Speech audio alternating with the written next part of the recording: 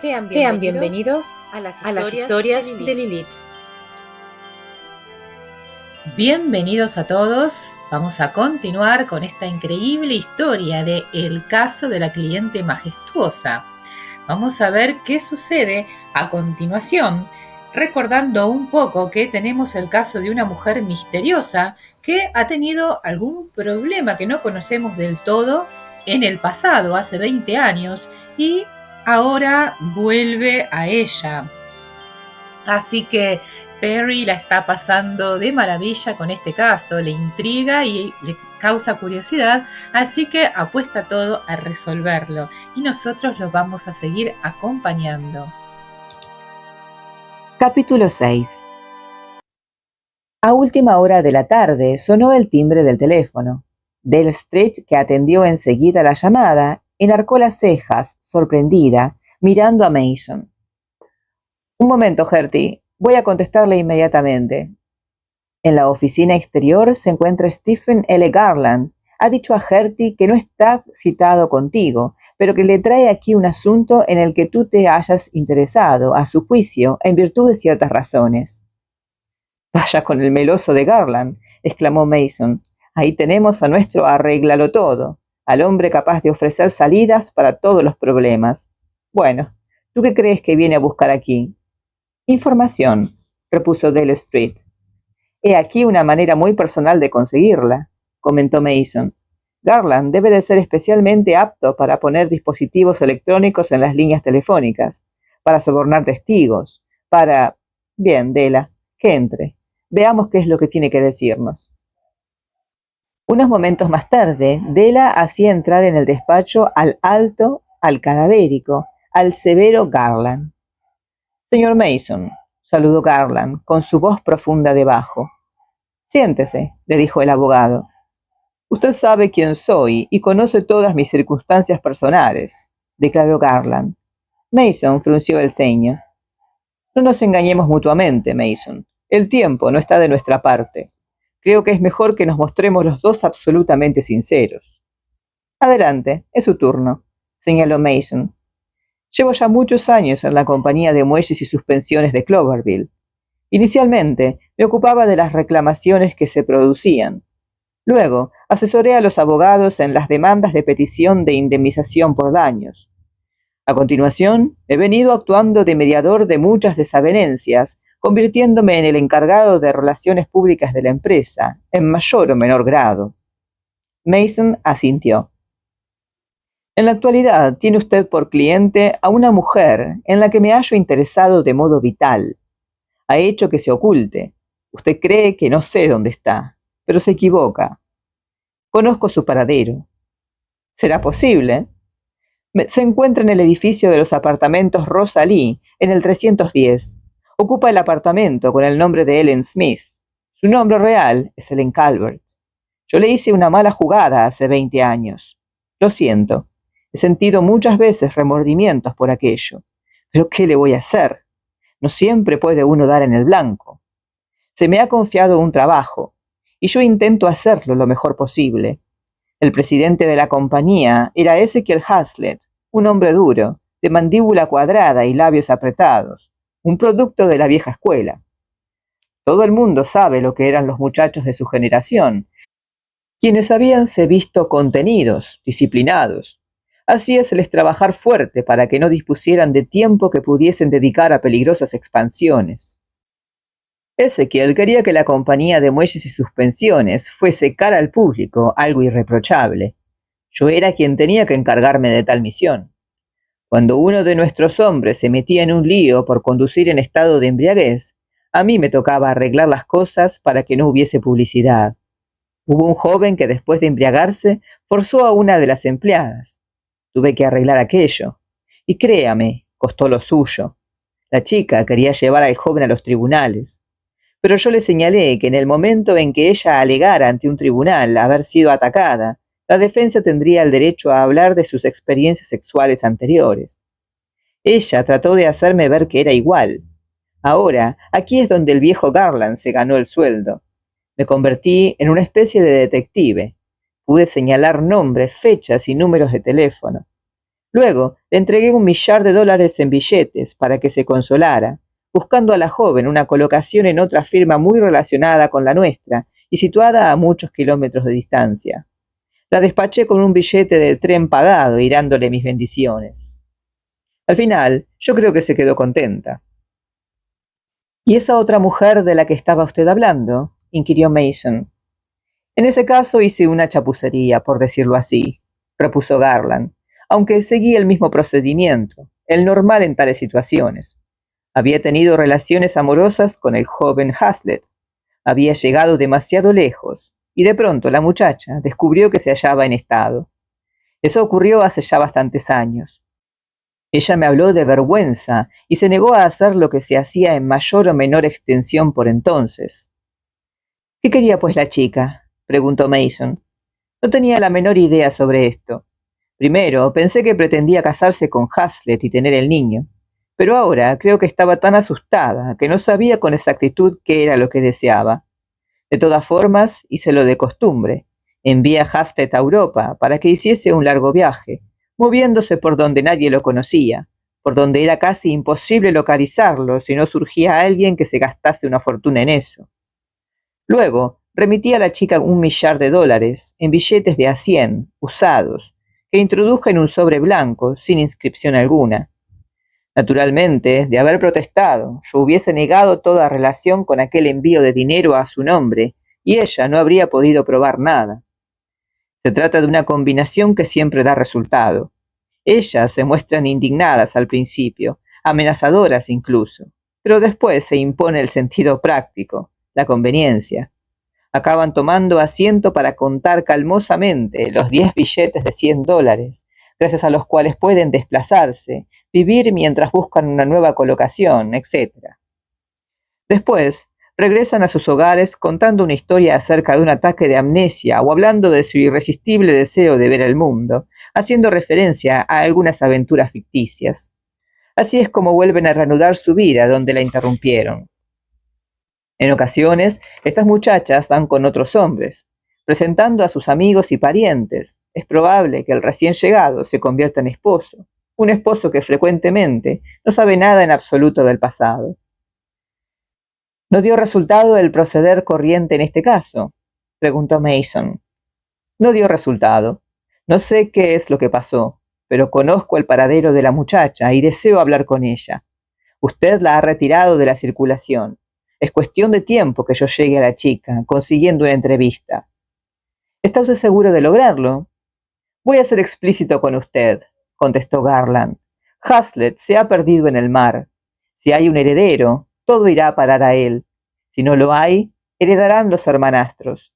Los hermanastros siguen el rastro, intentando averiguar qué fue lo que sucedió.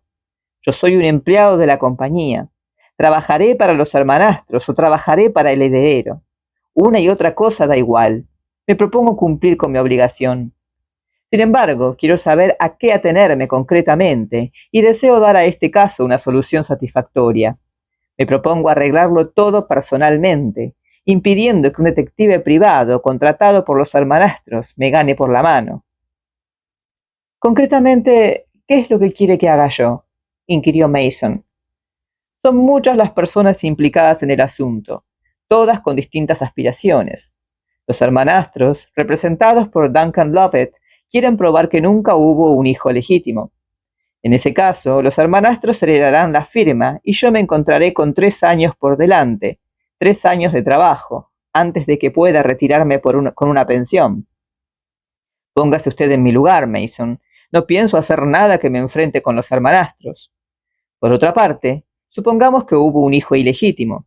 Si ese rumor responde a una realidad y es verdad que Harmon Hazlitt ha dispuesto en su testamento que todo pase a él, siempre y cuando sea aprobada su paternidad, yo me encontraré en una posición muy distinta. El chico, que ahora contará 19 años, heredará la compañía. Y entonces usted acude a mí. Acudo a usted, sí. Y usted no sabe que yo tengo ciertas obligaciones morales que me impiden facilitarle información, preguntó Mason. Yo sé que usted tiene ciertas obligaciones morales. Sé perfectamente que no puede darme todas las informaciones que yo le pida. Pero también sé que no nació ayer. Usted es probablemente la única persona que está al corriente de los hechos. Y sonó insistentemente el teléfono especial de Mason. Aquel no estaba registrado en la guía, cuyo número únicamente conocían Paul Drake y Dale Street. Esta enarcó las cejas, mirando a Mason. El abogado asintió diciendo: «Yo atenderé la llamada, Dela». Acercóse el auricular al oído y preguntó: «¿Qué pasa, Paul?» «Tu reclamo se encuentra en apuros», dijo Drake. «¿Cómo es eso?» «Un abogado que responde al apellido de Lovett y una mujer han entrado en el apartamento». «Maldita sea», exclamó Mason. «Le di instrucciones para que no dejara pasar a nadie».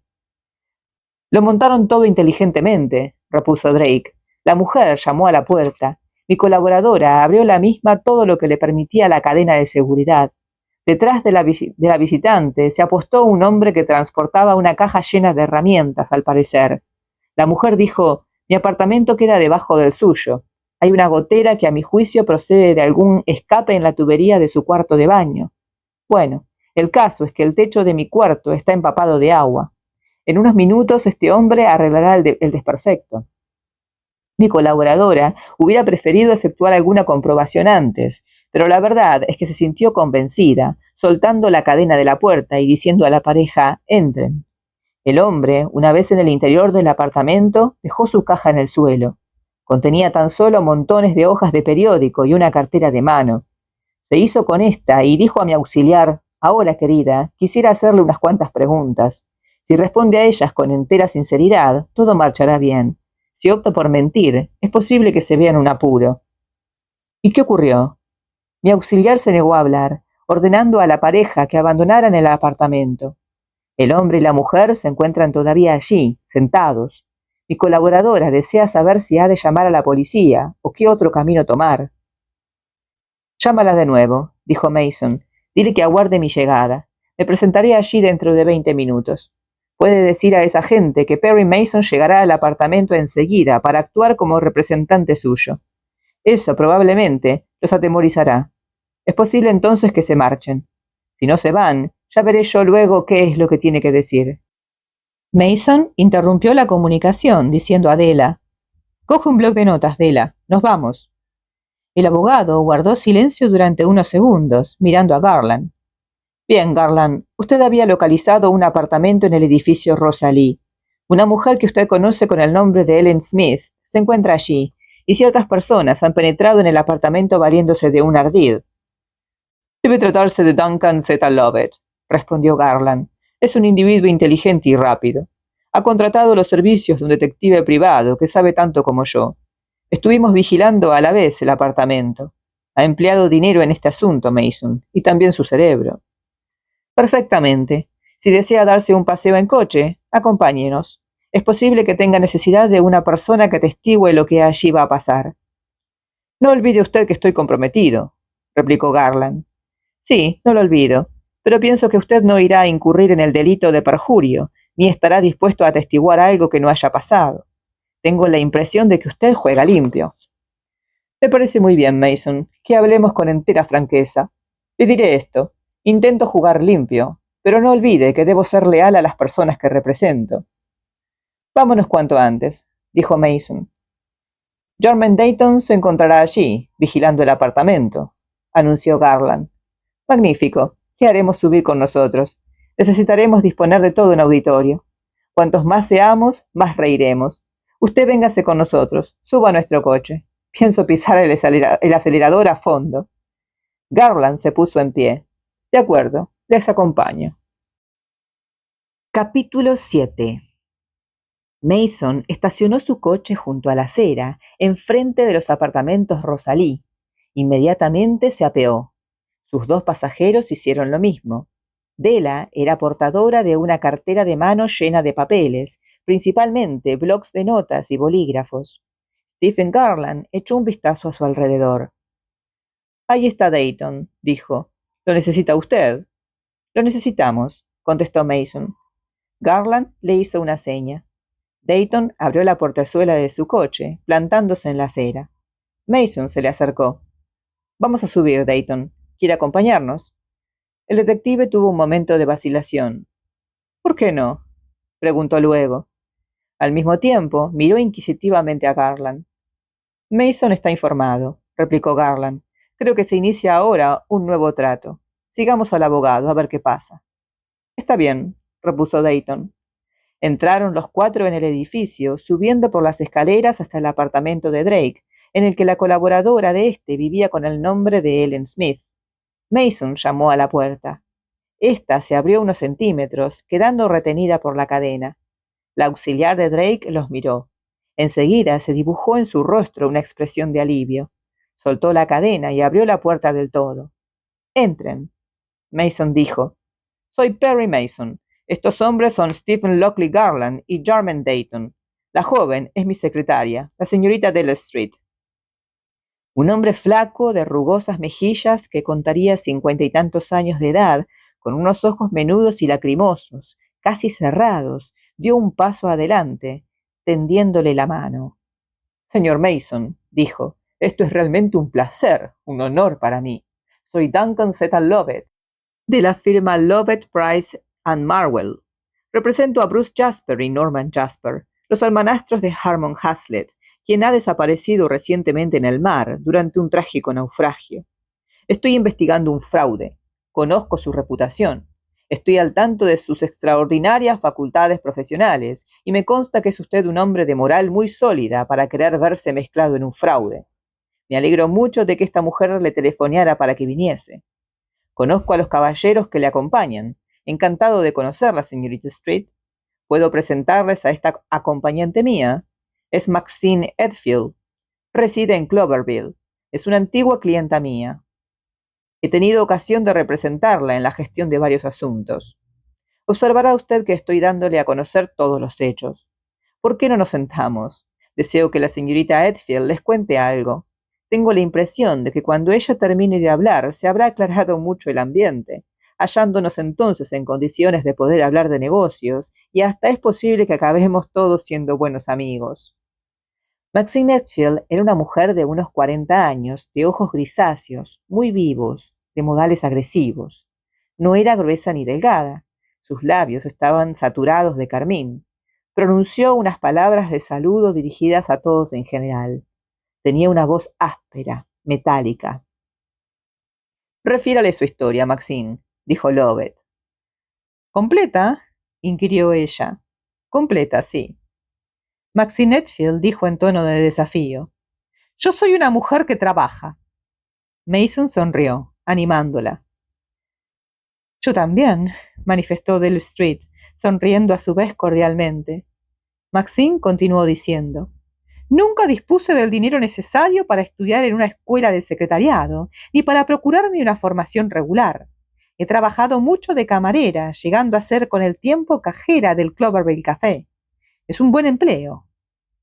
¿Y a qué se debe su presencia aquí? Preguntó Mason. He venido en avión con el señor Lovett.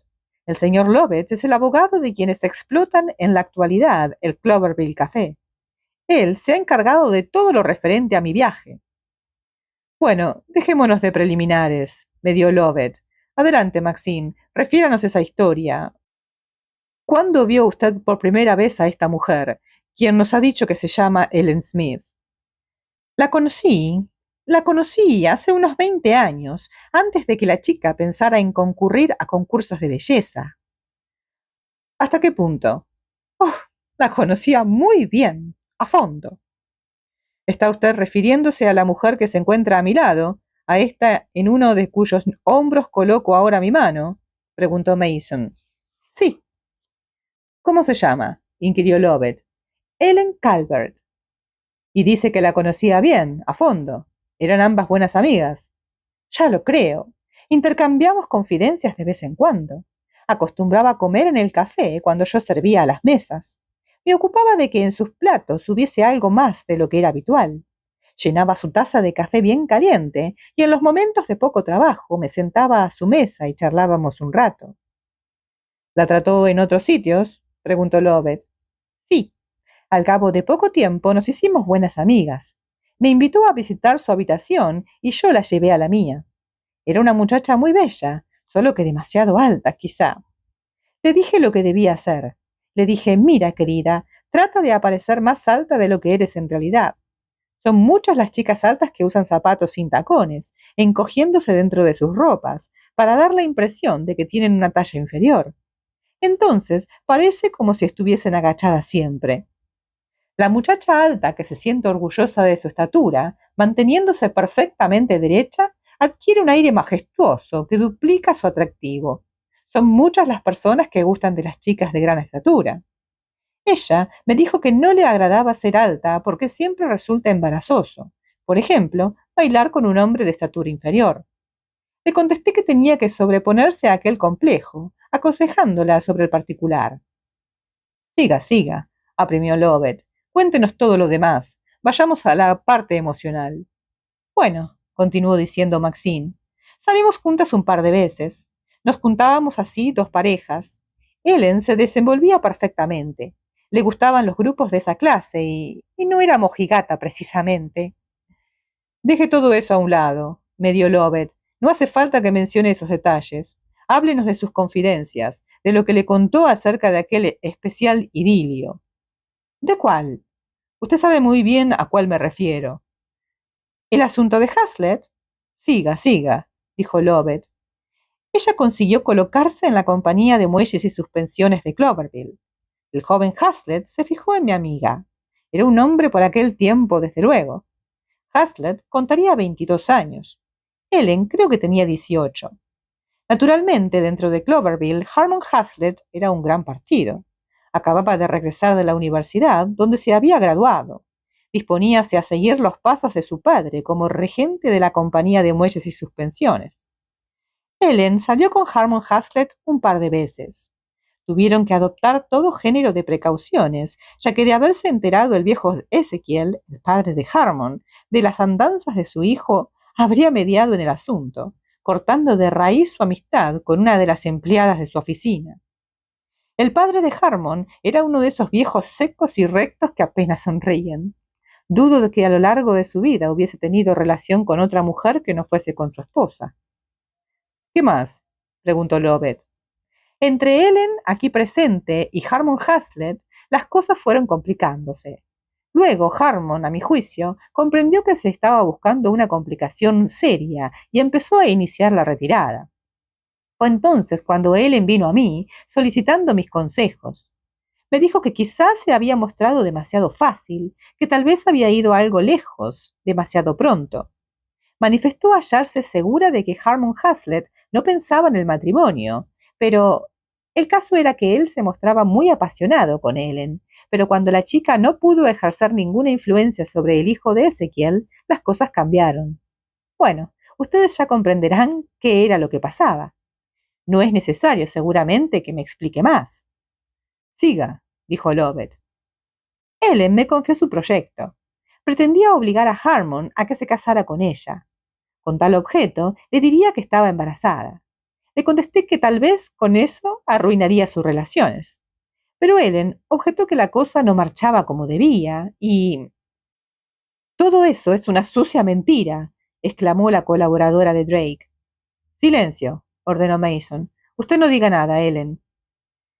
Siga, indicó Lovett a la mujer. Puede usted expresarse con la delicadeza que quiera. Ahora bien, en este asunto, dado su carácter, no podemos tolerar las ambigüedades. Bueno, manifestó Maxine, el caso es que ella le dijo a Harmon que estaba embarazada. ¿Estaba embarazada realmente? ¡Diablos, no! ¿Estaba usted bien informada? Sí. ¿Y qué pasó? Ellen quería que el joven se casara con ella. Le apretó las tuercas, señalando que había arruinado su existencia y que en su mano estaba el poner remedio adecuado. ¿Y qué más? Harmon Hazlitt cayó en barrena. Se sintió asustado ante aquella responsabilidad. Temía que su padre se enterara de todo. Se encontraba en un aprieto. Entonces se volvió hacia el encargado de las relaciones públicas de su empresa. ¿Era usted, no, señor Garland? Garland había adoptado una actitud impasible, sin decir nada. Hazlitt sugirió que Garland se pusiera en contacto con la muchacha para hablar con un médico que lo arreglaría todo. El encargado de relaciones públicas le contestó que aquello era lo último que se podía pensar, que si Harmon se mezclaba en una cosa así, era cuando se exponía verdaderamente a pasarlo mal, que si las cosas no marchaban del modo debido, corría más tarde el peligro de ser víctima de un chantaje.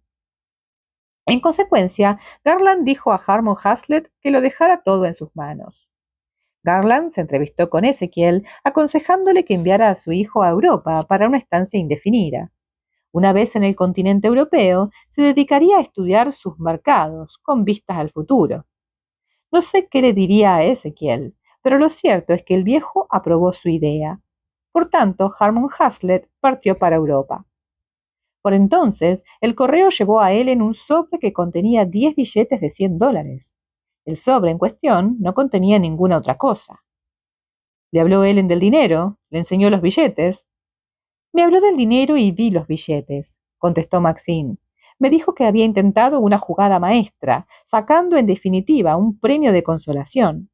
Gracias a aquel $1.000.000, liquidaría el asunto, trasladándose a una ciudad donde nadie la conociera para empezar una nueva vida. ¿Le dijo ella eso? Sí. ¿Esta mujer? Inquirió Lovett. Esta mujer, respondió Maxine. Lovett miró a su alrededor, señalando. Para su información, les diré que Maxine Edfield ha hecho un affidavit que contiene estas declaraciones. Lo tengo en mi poder. No creo que nadie desee verse mezclado en una reclamación fraudulenta, a menos que Ellen Calvert, aquí presente, intente, o bien haya tenido alguna vaga idea de... Pero me daría por satisfecho con que usted, querida, ahora declare. ¿Lo hará? La colaboradora de Drake miró a Mason en demanda de instrucciones. Mason indicó: No diga usted nada. No puedo ni siquiera denegar. Todavía no, repuso Mason. Usted guarda silencio por consejo de su abogado. Duncan Lovett sonrió. Me doy cuenta perfectamente de que su abogado se sentiría embarazado ante cualquier declaración por su parte en estos instantes. En vistas de la declaración formulada por Maxine Edfield, creo que el caso está liquidado. Me gustaría hacerle a la señorita Edfield alguna pregunta, manifestó Mason. Jarman Dayton previno a Lovett. Deje usted a este abogado interrogar a su testigo, y poco después no tendrá testigo ni nada. Bah, contestó Lovett. Tonterías. La testigo ha dicho lo suyo. Declarará lo mismo sobre el estrado de los testigos, delante de un tribunal, si se llega a eso. Cuando haga tales declaraciones, será sometida a un interrogatorio. Si no pudiera hacer frente a este ahora, tampoco podrá luego. Le he aconsejado en repetidas ocasiones que diga la verdad, y nada más que la verdad. Procediendo así, no hay por qué temer nada nunca. ¿Es así, Maxine? Así es, señor Lovett. Este sonrió, mirando a Mason. Adelante, hágale las preguntas que desee, dijo. Stephen Garland sacó un paquete de cigarrillos de uno de los bolsillos de su americana. ¿Les molesta que fume? Nadie formuló la menor objeción. Garland encendió su cigarrillo, inquiriendo. ¿Cuántas preguntas desea usted hacer, señor Mason? Unas cuantas. Yo soy neutral, me siento en un rincón del cuadrilátero, por decirlo así. Jarman Dayton medió. No se engañe, Garland, nosotros somos los transeúntes inocentes que vamos a ser alcanzados por los disparos extraviados de los contendientes. Garland sonrió, respondiendo. Tenemos que correr ese riesgo. Ahora no disponemos de ningún sitio donde escondernos. ¿Cuáles son las preguntas que desea usted hacerme? Inquirió Maxine Edfield. Estoy dispuesta a contestarlas todas, en cuanto quiera. Me he pasado la vida trabajando. Soy un ser humano. He vivido momentos tormentosos, pero mi existencia no registra nada que no sea honesto. Todo el dinero que ha ido a parar a mis bolsillos ha procedido siempre de mi trabajo. Eso es muy de elogiar, replicó Mason. No pensaba preguntarle de su pasado, señorita Edfield. Deseo tan solo hacer un par de preguntas acerca de cosas que requieren alguna que otra explicación. Por ejemplo, usted ha dicho que Ellen Calvert tomó los $1.000, trasladándose a otra ciudad, donde nadie la conocía. ¿Cierto? ¿Cómo sabe eso? Es lo que ella me dijo. Yo voy a parar a lo siguiente. ¿Por qué había de hacer ella tal cosa? ¿Y por qué no había de hacerlo? Era joven, tenía toda su vida por delante, llevaba encima $1.000, podía desenvolverse perfectamente. Créame, si yo hubiera dispuesto de esa cantidad a sus años, habría sacudido el polvo de mis zapatillas saliendo de Cloverville en el primer tren. Creo que usted no comprende a dónde quiero ir a parar, contestó Mason. Allí estaba Ellen Calvert, vencedora de un concurso de belleza, poseedora de unos papeles mediante los cuales iba a ser sometida a una prueba para el cine, y oh, ya le comprendo, le interrumpió Maxine. Desde luego, el mundo era suyo en aquellos momentos. Usted lo que piensa es que en aquellos instantes no existía ninguna razón que la impulsara a huir. Cierto. Bueno, dijo Maxine, usted examina la cuestión por una de sus caras. Busque otro punto de vista. Allí estaba Ellen, quien había estado a punto de contraer matrimonio con el soltero más apetecible de Cloverville. Probablemente se ilusionó mucho con esto. Cuando la cosa empezó a enfriarse, decidió exponerlo todo a una carta. Inventó lo del embarazo para ver si el truco daba algún resultado. El truco falló. Se dio cuenta de que acababa de perder irrevocablemente al hombre que le convenía. Personalmente, opino que estaba enamorada de él. De veras, quiero decir. Pero una chica ha de saber cuidar de sí misma, y Ellen había vivido ya lo suficiente para saber a qué atenerse en tal sentido. De todos modos, cuando estuvo en Hollywood, había sido sometida a unas pruebas para el cine. Creyó tener pronto noticias sobre el particular, pero comenzó a comprender que se hallaba en una de esas circunstancias en las que los patronos en perspectiva suelen decir: no llame por teléfono ni escriba, ya la llamaremos o escribiremos nosotros.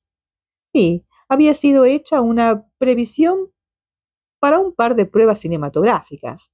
La gente encargada de eso había cumplido con una de las cláusulas del contrato. Esta especificaba que Ellen había de ser colocada delante de una cámara para que recitara unas frases procedentes de un guión, denotando unas emociones lo mejor que pudiera. La cosa resultaba divertida y ella abrigó muchas esperanzas. Pensó haberlo hecho bien, al simular un ataque de ira, un arranque de odio, un gesto de amor, de asombro, de terror y todo lo demás.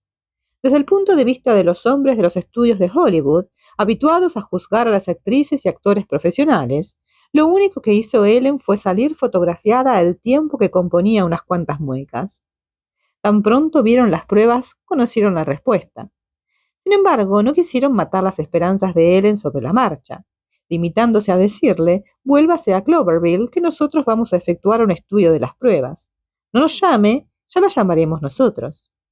Entonces Ellen vio cómo sus castillos de naipes se derrumbaban. Precisamente por aquellas fechas notó que su amigo se enfriaba más y más.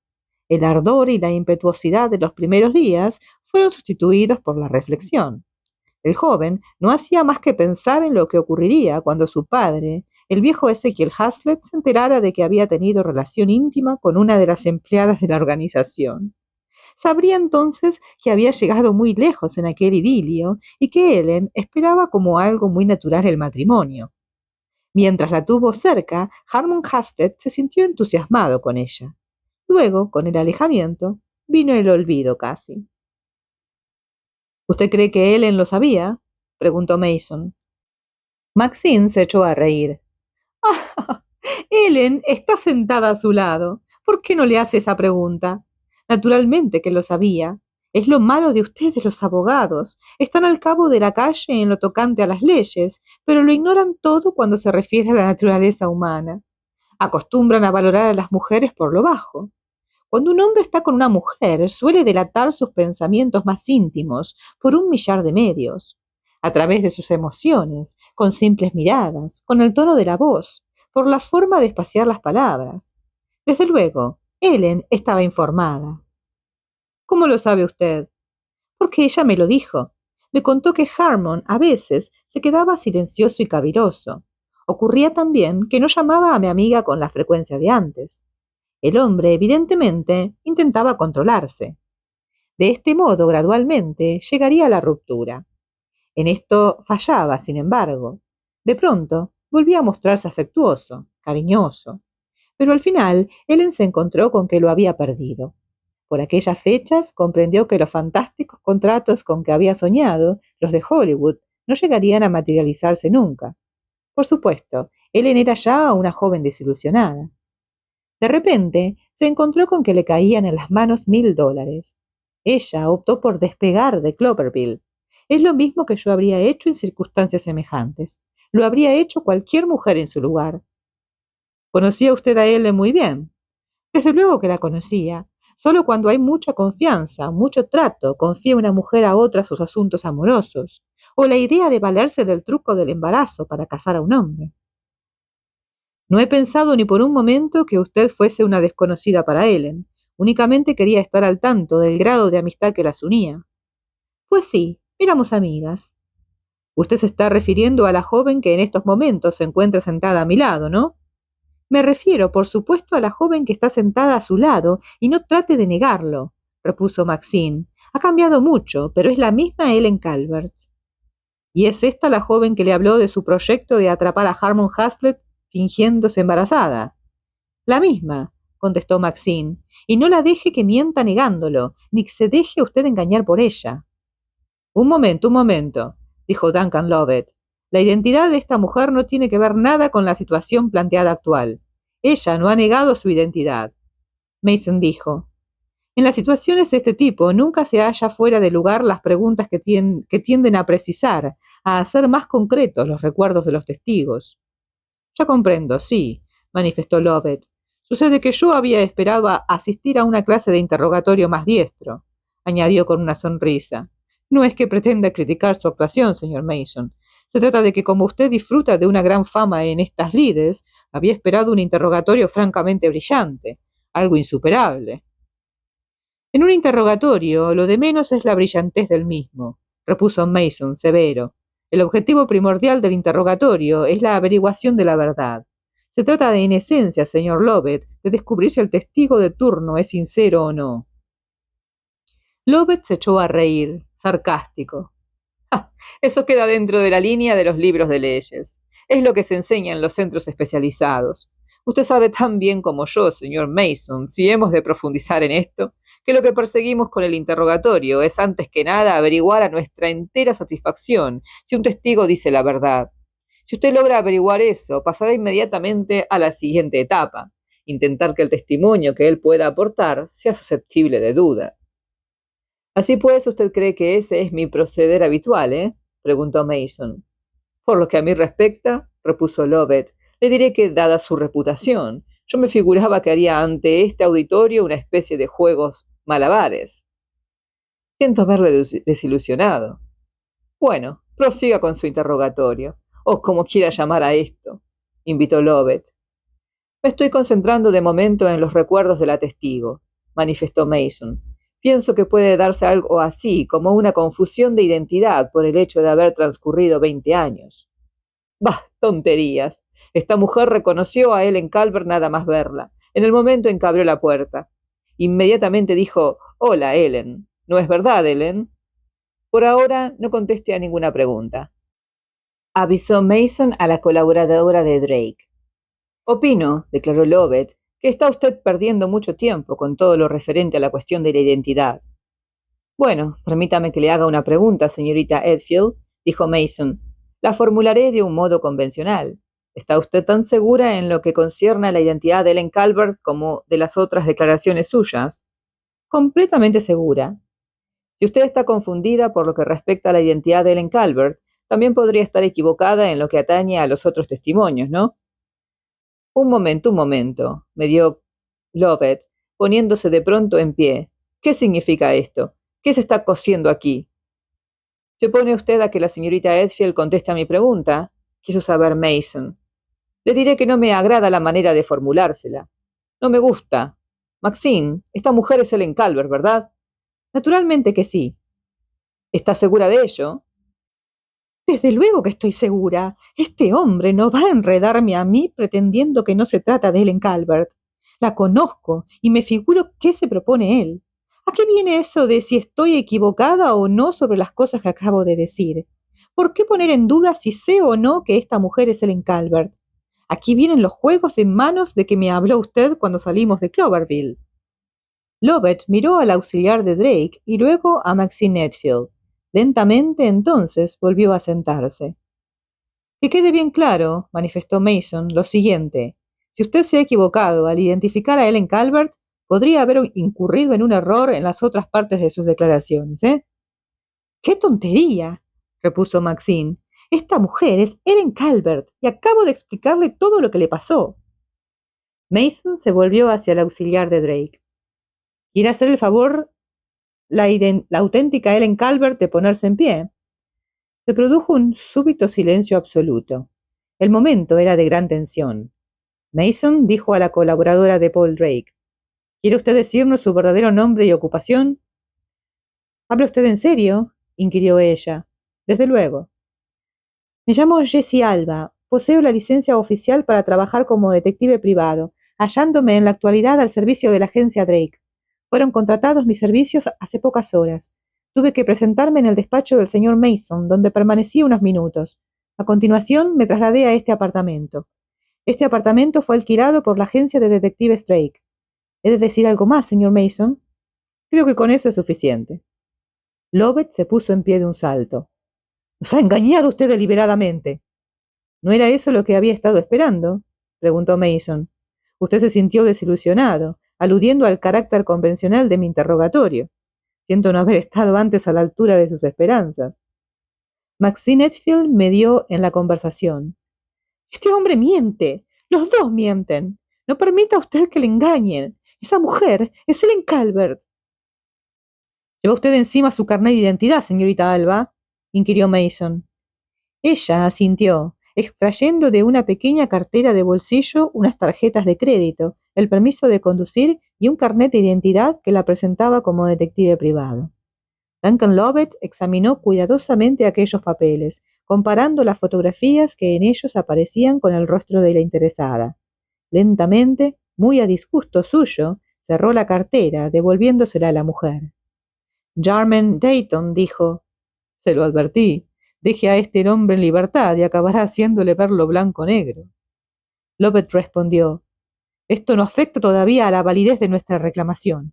Esto no revela la existencia de ningún heredero».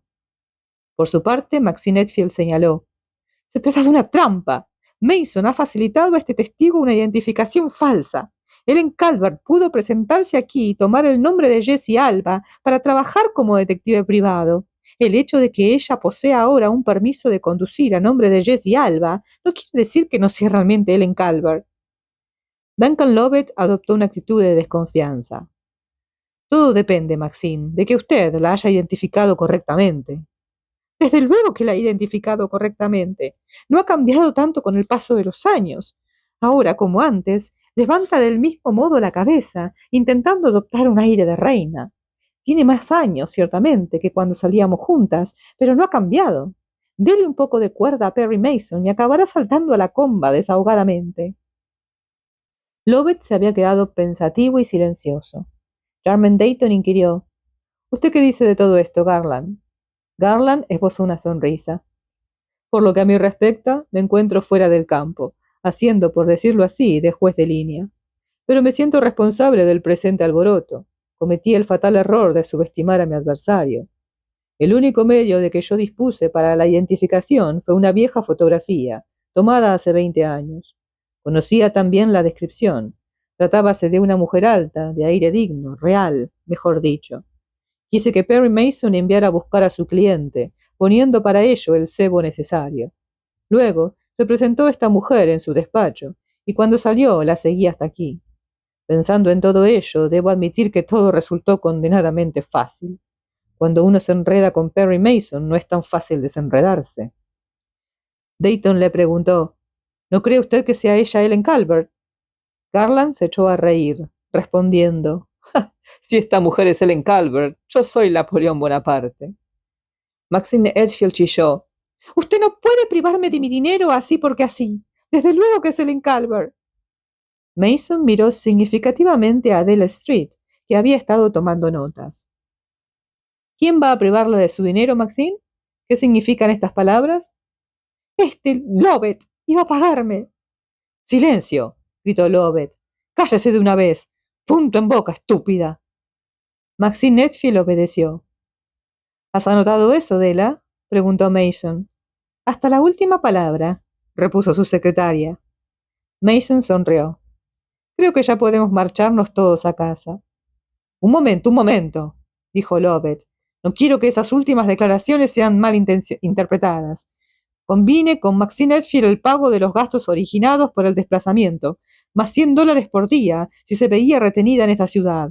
No es que me ofreciera a darle dinero porque declarase una cosa u otra. Mason sonrió cortésmente. Creo que mis anteriores observaciones siguen teniendo validez y que podemos dar por terminada la reunión ya. Por lo que a usted se refiere, señorita Alba, puede pasar el informe correspondiente a Paul Drake, notificándole que ha llevado a cabo ya el trabajo para el cual fue contratada. Dígale que abandona el apartamento y muchísimas gracias por su colaboración. Mason se puso en pie, acercándose a la puerta del corredor, que abrió diciendo a los demás sonriente: «Por aquí, señores». Bien, en este capítulo de La cliente majestuosa, la astucia de Perry Mason brilla con todo su esplendor, ¿no? A lo largo de la historia, Mason ha demostrado que no solo se trata de conocer la ley, sino de saber leer a las personas y sus intenciones. En esta ocasión, sus perseguidores caen en la trampa, cuidadosamente preparada, dejando en evidencia su codicia y falta de escrúpulos. El punto culminante, qué belleza, qué monio perfecto para ese regalo, ¿no? Es la traición involuntaria de la testigo, quien, cegada por la avaricia, deja en ridículo a Lovett, desmoronando su caso por completo. Es una escena que refleja cómo la verdad, tarde o temprano, siempre encuentra la manera de salir a la luz, ¿no? Incluso cuando está disfrazada de engaño. Este desenlace no solo reivindica los métodos poco ortodoxos de Mason, sino que también deja una lección clara. Aquellos que buscan manipular la justicia en su propio beneficio, tarde o temprano terminan atrapados en sus propias mentiras. Bueno, por lo menos eso es en el mundo ficticio de Mason y ojalá podamos decir lo mismo del nuestro, ¿no? Mason es un personaje realmente curioso, podríamos decir, porque, en contra de lo que la imagen popular tiene sobre los abogados, él es una persona íntegra, ¿no? Nunca hasta el momento lo hemos visto mentir, ni fallar en esconder pruebas o cometer algún delito, ¿no? Él, además, siempre está interesado por casos donde, el cliente es inocente, ¿no? Por lo menos es lo que vemos acá. Y bueno, también es muy llamativo ver esta mezcla detectivesca, ¿no? Él es de alguna manera un detective, ¿no? Él es de alguna manera un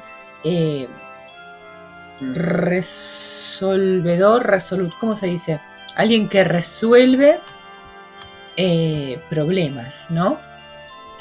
Muy similar a otros investigadores que hemos visto antes, pero obviamente con su propio estilo. Así que, nada, la historia queda acá por el momento, tenemos tensión absoluta, no sabemos qué va a pasar ahora.